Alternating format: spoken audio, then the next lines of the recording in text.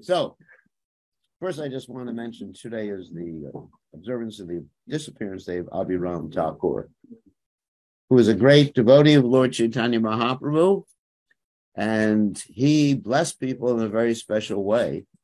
He had a whip, and when he whipped people, they exhibited symptoms of ecstasy and became empowered to reach Krishna consciousness. Fortunately for all of you, we don't have any whips with us. But Prabhupada actually whipped us to preach Krishna consciousness. He pushed us to preach Krishna consciousness, and he himself pushed himself to preach Krishna consciousness. And so many times we tend to get a little laid back, laid back, that means in devotional service and satisfied and just like, oh, it's nice. I got my prasadam, got my chanting, got my family. And we're thinking, oh, everything's nice. Well, everything in this material world is not nice. Your life may be nice by Krishna's mercy, but this material world is a blazing fire. And we're meant to help Srila Prabhupada extinguish that blazing fire. So everybody should be on a marathon 24 hours a day, 7 days a week to help others. Of course, we have our responsibilities. I understand that. But at the same time, whatever time we have that's not taken up with eating and sleeping and playing with our grandchildren,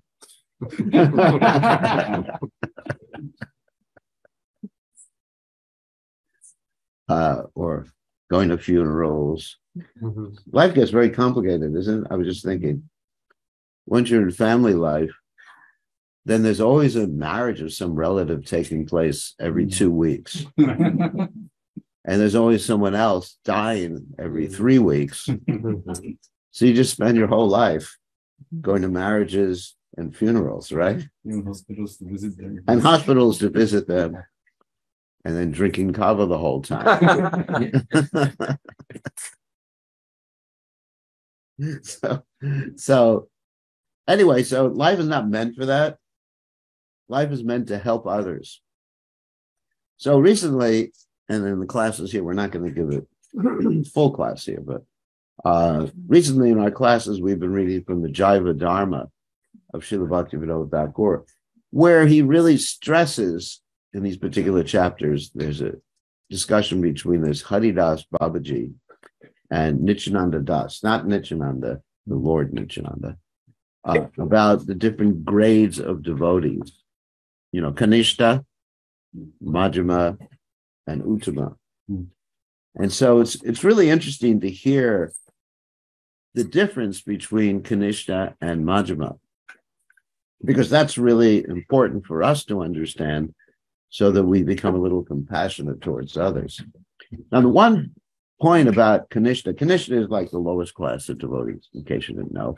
Those who see Krishna on the altar, Krishna's on the altar, but the rest of you are rascals. That's basically what it is. There's God, and everybody else is just some jerk who interferes with my life, right? Or, at best, someone who actually helps me. What do they say? I scratch your back, you scratch my back. Sort of a reciprocal cheating relationship. Business exchange, isn't it? So that's a Kanishta. Everyone's either business exchange or enemy, and there's God. Okay. Om Jaya Jagadisha Hari. Please give something nice to me. You understand? People hate it when I do that. Anyway, so I have nothing against Satyanarayana Katha, but the whole point is that we shouldn't be worshiping Krishna thinking that he's going to do something for us. We should be thinking, what could we do for Krishna? That's the whole point. So it's not that we get enthused simply with hearing the story of Sudama Brahman, how we gave a few broken rice grains to Krishna, and then he got a mansion with a swimming pool. expensive car, everything. That encourages a lot of people. I remember in Fiji, one of the leaders there, he told me, you have to have a picture of Sudama Brahmana in the temple room. I said, why? Because people give more donations. If you simply have Krishna and Vrindavan, people not going to give so much money. So that's like using a shalagram sugar to crack nuts with. The most important deity in the temple is the hundi.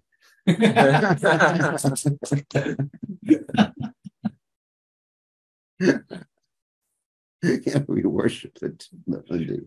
Do our cheats.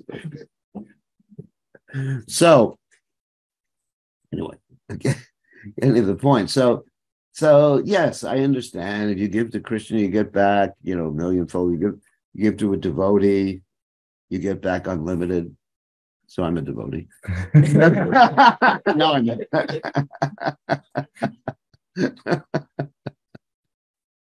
Gotta have a sense of humor. Everyone's so serious nowadays. So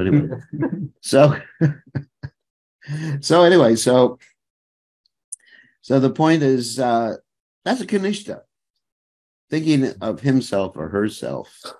And also, Kanishta is under the modes of nature, like goodness, passion, even goodness, passion, ignorance. Because in goodness, a Kanishta, this is described actually by Lord Kapila. It's not my imagination. In the third canto of Srimad Bhagavatam, Lord Kapila describes devotees in different modes of nature: goodness, passion, and ignorance. So devotees in the mode of goodness, they want liberation. Get me out of this material world. Let me enjoy in the spiritual world. Basically, they're thinking the spiritual world is just another version of the material world without old age and death. And no disease, no doctors.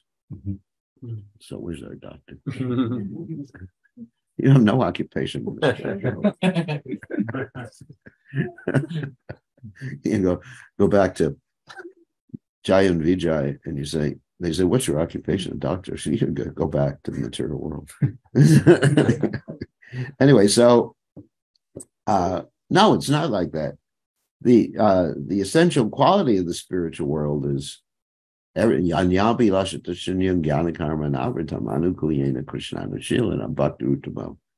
simply want to please Krishna. We're willing to go to hell, like the gopis willing to give the dust from their feet to Krishna's headache, to cure Krishna's headache. That's the spiritual world. And if you have that consciousness, you're already in the spiritual world. You understand? We are in the spiritual world right now. It's just you don't realize it. You're not in the material world. You think you are, due to illusion. We're identifying with matter.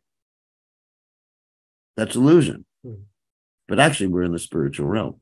So the question of when we fell doesn't even arise because we didn't fall. We're just thinking we're falling. Probably said at one time. It's just an illusion. Because anyway, but Maya makes this thing. It's not just us. It's that we wanted to turn our face away from Krishna. So Maya puts us in a dream state in the spiritual world. And this is a big dream. And we're supposed to wake up. So anyway, devotional service and goodness is like that. The devotional service and passion, you want something like you want to acquire some wealth or something like that. And devotional service and ignorance is you don't get up from Mangalarti. So at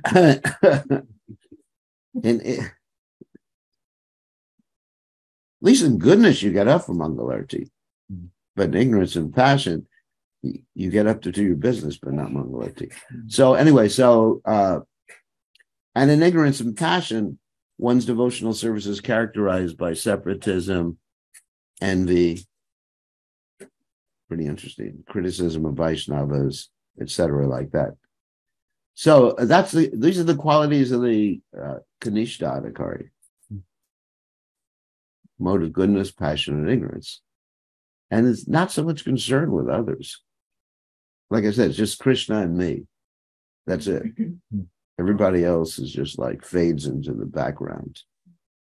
So But in the transcendental, at least in Madhyamadikari, they also say Krishna, me, but they see the devotees. Oh, make friends, be nice. They see the innocent, and they see those who are inimical. And they react, envious, malicious, whatever word you may use. And they react accordingly. I mean, what do? They make friendship with the devotees. Of course, they worship Krishna. The same thing goes on. According to the sadhana process and the Nava Bhakti process, they'll begin with hearing, chanting, Shravanam, Kirtanam, Vishnu, Smaranam. And they make friends with the devotees, and they're merciful towards the innocent. And they're merciful towards the innocent by giving them as much Krishna consciousness as they can take. Not more, not less. Just like when you eat, you're not